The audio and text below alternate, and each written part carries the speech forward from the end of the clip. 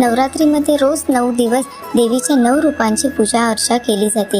यावर्षी 110 वर्षानंतर दुर्लभ संयोग निर्माण होत आहे। देवी पुराणानुसार एका वर्षात अनुक्रमे 4 नवरात्र पडतात, ज्यापैकी चैत्र आणि अश्विन नवरात्रीबद्दल आपल्याला माहीत आहे।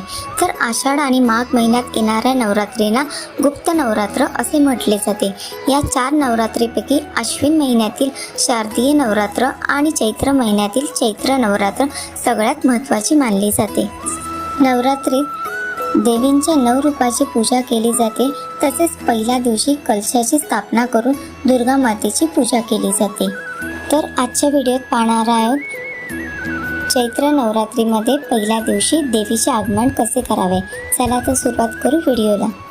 सर्वात प्रथम मी उंबरठ्याला चिटकवलेली चांदीची पावलं व्यवस्थित घासून घेतली आहे आणि स्वच्छ करून घेतली आहेत। त्यानंतर मी उंबरठ्याला हळदी आणि चंदनाचं लेपन करणार आहे। त्यासाठी मी इथे एका ताटलीमध्ये अष्टगंध घेतले आहे, हळद घेतली आहे, गंगाजल घेतले, जर तुमच्याकडे गोमूत्र असेल तेही तुम्ही घेऊ शकतात आणि त्याचं सर्व एकत्रित मिश्रण करून उंबरठ्याला लावणार आहे। हळदीचं लेपन उंबरठ्याला लावताना हातानेच लावायचं आहे, जेणेकरून पूर्ण उंबरठ्याभर हळदीचं लेपन पसरेल आणि व्यवस्थित लागेल। तसेच हळदीचं लेपन लावताना चौकटीच्या बाजूला 2-2 ही बोटे हळदीची ओढावेत, त्यामुळे आपल्या घरामध्ये सुख समृद्धी याचा वास राहतो। हळदीचे लेपन आपण कोणत्याही शुभ दिवशी करतो, तसेच मंगळवार, शुक्रवार, गुरुवार, अमावास्या, पौर्णिमा या दिवशीही आपण करतो। हळदीचे लेपन केल्याने घरात सुख, शांती, समृद्धी नांदते। घरातील नकारात्मकता तसंच येणाऱ्या जाणाऱ्या लोकांचे नकारात्मक विचार यापासून संरक्षण मिळते, म्हणून हळदीचे लेपन करावे। त्यानंतर इथे मी उंबरठ्या म्हणजे दाराच्या बाहेर एक छोटासा कलश ठेवणार आहे। त्यासाठी मी इथे एक छोटासा कलश घेतला आहे, विड्याची पानं घेतली आहे, तांदूळ घेतले आहेत, फुलं घेतली आहेत, थोडेसे गुलाबाच्या पाकळ्याही घेतले आहेत आणि इथे एक छोटासा दिवा घेतले, त्याच्यामध्ये तूप घातले, तसंच लवंग आणि इलायचीही घेतली आहे त्या दिव्यामध्ये टाकण्यासाठी। इथे मी घेतलेल्या कलशाला हळदी कुंकूची बोटे लावून घेणार आहे। त्यानंतर त्या कलशामध्ये पाणी भरून घ्यायचे आहे।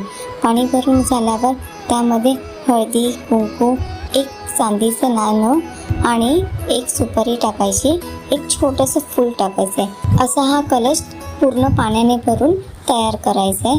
त्यानंतर इथे मी मातीची छोटीशी डिश घेतली आहे, त्या मातीच्या डिशलाही हळदीचं आणि कुंकूची बोटे लावून घ्यायचे। त्यानंतर मातीच्या डिशमध्ये थोडेसे तांदूळ घ्यायचे, जेणेकरून आपण दिवा प्रज्वलित करणार आहे त्याच्या खाली तांदळाचे आसन असेल। तर अशा प्रकारे तयार करून घ्यायचं आहे। तर आता आपण उंबरठ्याला हळदीचं लेपन केलं आहे, ते सुकलं आहे, त्याच्यावर आपल्याला तांदळाच्या पिठाचीच रांगोळी काढायची आहे। देवीचं कुठलंही आगमन किंवा स्वागत करताना तुम्हाला इथे तांदळाच्या पिठाचाच वापर करायचा आहे। जर तुम्हाला पिठाने रांगोळी काढता येत नसेल तर पांढऱ्या रांगोळीचाही वापर करू शकतात। तर उंबरठ्यावर बरोबर मधोमध मी स्वस्तिक काढून घेणार आहे, तसेच बाजूला छोटीशी रांगोळी काढून घेणार आहे। त्यानंतर मी दाराच्या बाहेर चांदणी काढून घेणार आहे, जी आपल्या लक्ष्मी मातेस अतिशय प्रिय आहे। त्यामुळे अशा प्रकारची चांदणी काढून घ्यायची, तीही तांदळाच्या पिठानेच काढायची आहे आणि त्याच्यामध्ये मी थोडेसे लाल रंगाची रांगोळी काढून थोडेसे सजून घेतलं आहे।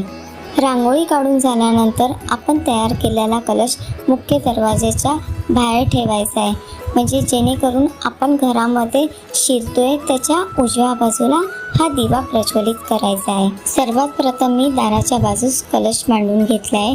त्यानंतर मातीची डिश ठेवून त्याच्यावर 3 विड्याची पानं ठेवून दिली आहेत आणि त्यानंतर मी तुपाचा जो दिवा बनवला होता तो त्यावर ठेवायचा आहे। त्यामध्ये इलायची, लवंग घालून त्यानंतर तो प्रज्वलित करायचा आहे आणि दिवा प्रज्वलित केल्याच्या नंतर आपल्याला दिव्याची पूजा करायची आहे।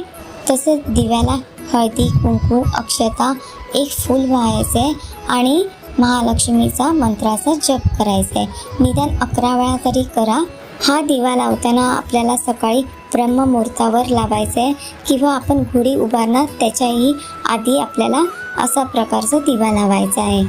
त्यानंतर उंबरठ्याची पूजा करून जिथे आपण चांदीची पावलं चिटकवली आहेत तिकडे हळदी, कुंकू, अक्षता, एक फूल वाहून त्या पावलांनाही नमस्कार करायचा आहे. तसेच उंबरट्याला धूप दीप ओवाळून त्याचीही पूजा करायची आहे. आणि त्यानंतर आपल्याला महालक्ष्मीच्या आगमनासाठी प्रार्थना करायची आहे. तर लावलेल्या दिव्यास नमस्कार करून, हे देवी माता तू आमच्या घरी यावे, स्थिर निवास करावे भगवान विष्णूसोबत. याचप्रमाणे नवरात्रीमध्ये देवीचे असे आगमन करा. देवी माता नक्कीच आपल्या घरी वास करेल आणि आपल्या घरामध्ये सुख समृद्धी भरभराट होईल. तसेच घरातील दरिद्रता जाऊन घरामध्ये माता लक्ष्मीचा वास होईल. तर हा मांडलेला कलश कधी उचलावा? तर हा मांडलेला कलश दुसऱ्या दिवशी सकाळी उचलावा आणि तुळशीला पाणी घालावे, तांदूळ पक्ष्यांना घालावे. तो दिवा नंतर पुन्हा पूजेत वापरू शकतात. अशा प्रकारे देवीच्या आपल्या घरी आगमन करा. तसेच तुम्ही या दिवशी देवीच्या स्वागतासाठी दाराला आंब्याचा तोरण लावू शकतात किंवा अशोकाचं पानाचं तोरणही लावू शकतात. तर तुम्हाला माझा व्हिडिओ आवडला असेल तर माझ्या चॅनलला लाईक करा, शेअर करा आणि सबस्क्राईब करा असेच नवीन नवीन व्हिडिओ पाहण्यासाठी. श्री स्वामी समर्थ.